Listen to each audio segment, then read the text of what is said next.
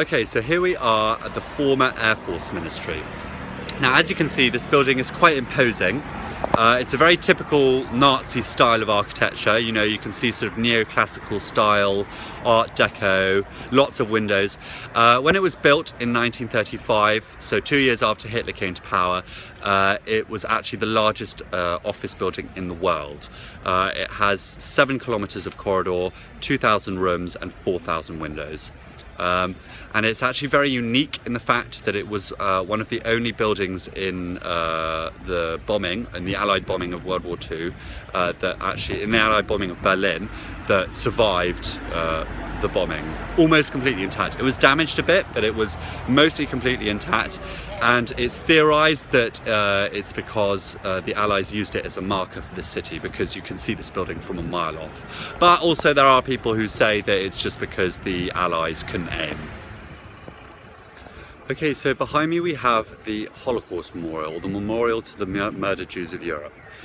This was built in 2003 and inaugurated in 2005. It was designed by New Jersey architect Peter Eisman. It was commissioned by the German government, and as you can see, it consists of 2,711 concrete blocks.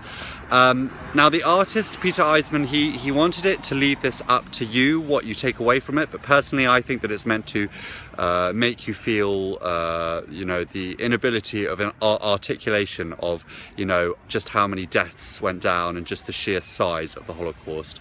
There was also a big controversy.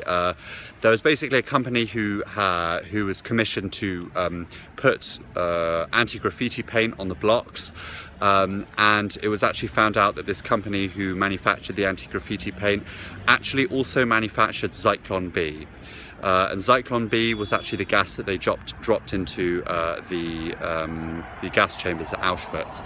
So this caused a huge uproar, so Degussa then offered to paint the rest for free and offer a refund for the blocks that had already been paid for.